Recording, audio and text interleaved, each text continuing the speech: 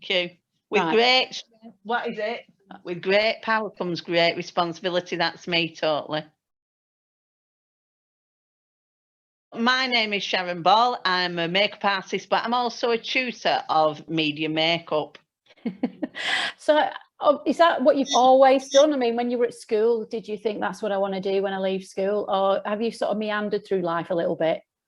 Oh, no, I've always had a sense of direction. So what I would say is, the weird thing is, although I spent 15 years as a makeup artist, 15 years as a nurse first and the last 10 as a makeup artist, I can't even remember what I've done. What it was when I was at school, I actually was very much into drama.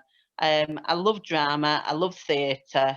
I was 100% jazz hands, and I must admit, I did love theatrical makeup and also lighting, and I thought that might be a career path. But then I decided to go down the route of nursing, which aspects of it I absolutely love. People I love. But then I just got to a point where I feel that I probably burnt out, if I'm honest, in nursing, and I wanted to do something creative. So I went back in my late 30s, retrained, did a level 3 media makeup course at a local college. And that's how it started me on the path, really, back into makeup in general. And yeah, I do. There's aspects that I absolutely adore about my job completely. Most of that is included in the event and body art that I do. So I did 3 years on the Mac counter at Trafford, Trafford Centre over up in Manchester. And it was one of the biggest Mac counters of its time. So we're talking about 9 years ago. It was huge. It was as big as it was. I think they were selling as much as they were in New York. The Mac in New York. It was ridiculous how much money was coming through that counter. So we had I think there was 60 staff altogether. Blimey. I know, it was ridiculous. But that means that you were exposed to so many different makeup artists every day who were on shift with you. And it was really interesting, and brilliant crowd, brilliant team of makeup artists. A lot around Manchester and the Northwest now who've made maybe even quite a big name for themselves, all started off on that counter. So very, very strange times. And then from there, I started doing my assessor's course and my petals, because I realised I wanted to teach and I wanted to train other people. So from there, I got a job back at Oldham College, where I started my media makeup, taught for a few years, realised that maybe further education, mainstream colleges weren't for me. So I went back into makeup full time. So I sit in two camps, really. I'm self-employed and employed. I'm employed as a tutor once a week. And then I'm self-employed as a makeup artist and body artist. And yeah, at the moment, it's an interesting time. But really, it's the teaching that is paying me bills through this pandemic. I do find that my industry, the makeup industry, like most things to do with creative industries in general, and that's across the board, I'd like to say it's just your skill. I would love to say it's that, but I think this is true for most places. It's about your networking and your connections.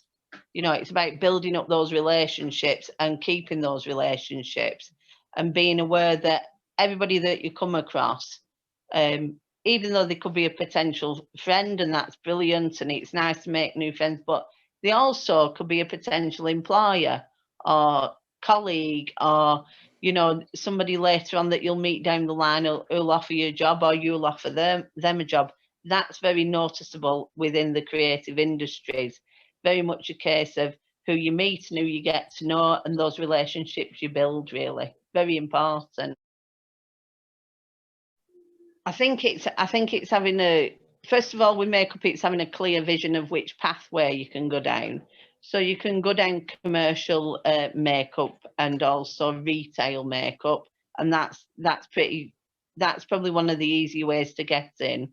Film and television, it's about, again, knowing your trade. So it's about learning about things that are needed in a film and television and environment. And that is about finding out who the right people are and who to go and work with. And also then you've got the whole industry of social media.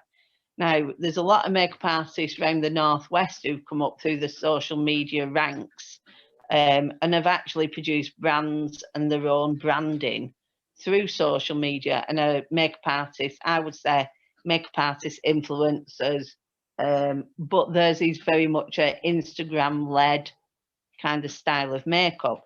So at one time it was very specific. Most people went into film and television, and that's the route you wanted to go.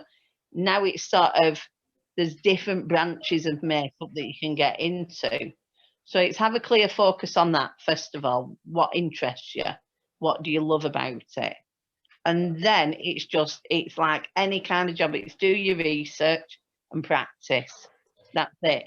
Any kind of job I've come across, it's research that job, understand what's expected of you, then practice, practice, practice until you are the best one that they want to pick. That simple. Is it an industry where there are lots of people trying to get into it? And would you say you've got some sort of hit talent, or is everything your experience now, is that something that you've learned over the years, or would you say you've got to have some sort of artistic flair that you're sort of born with, I suppose? No, I don't think I'm of a great belief that you can learn anything. It's just the effort that you put in. Some people would disagree with that. But I think talent is something that you might have a little bit of, or an artistic flair, but unless you're willing to practice and build on that, will it grow? Will it grow? I don't know. Are you willing to put in the hard work? Will you go in it? I mean, you can be the best makeup artist anywhere, but if all you're doing is sat in your bedroom doing it, you're not really going to achieve very much. If you learn about editing, taking pictures, lighting, angles, what colours work within which lighting, you know, what makeup works best on you, how you work with those products, then you can make money from your bedroom, but you need to know all those things as well to go with it. And I think this is the thing. A lot of people see social media now, which is the route that people get exposed to makeup. The influencers. Yeah, definitely. And the thing is, they do make money, but not all of them are making money. And this is the whole problem with it's how to monetize what you can do as well. And that's where we come into shaky ground with makeup artists, because there's a lot of makeup artists doing things for PR and doing things for so I'm just getting rid of a message there.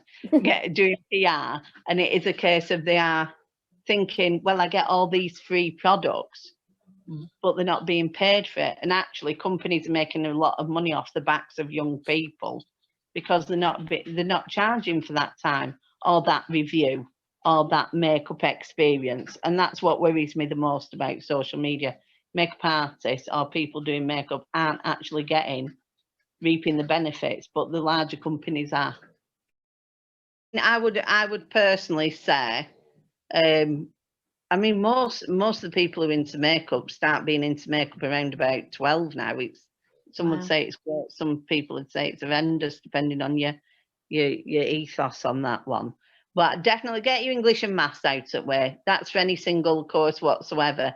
Get your English and maths GCSE, because once you've got that, you're not going to be pestered by the time of redoing it when you go into college. You can then just focus on the career path that you're enjoying and you want to do. So to me, that's the first thing, get them out of the way. And everything else then to me should be a practical, go and do an MV. For me, it was doing an MVQ and then getting a job where I learnt my trade, as it were. And Mac for me was my stomping ground, and it enabled me to understand people. I mean, I was older, so I had a better handle on working with people, because it can be quite daunting. But working with people in that close contact environment, which is different, and also working with people and advising them on product knowledge. Product knowledge is everything. So yeah, MVQ, so you can get some practical skills, and then from there, I would say definitely if you can get on the counter or get a traineeship if you want to go down film and television route, then that is probably the best way to go, because you'll learn on the job. Right. So if there was one bit of advice that you would give to anybody that's considering this now, what would that be? It probably would be, like I said, to every student I come across, which is research, research, research, practice, practice, practice. And I've said that since I started teaching, because to me, if you research something and you understand that person, that company, the way that they approach things, the way they deal with things, the way the ethics and ethos is, then you can get your foot in the door. Then if you practice, practice, practice, that's how you become good. That's how you become great, should I say. That's the only way forward for me. Yeah. Brilliant. Thank you very much for your time today, Sharon. I really appreciate you talking to us.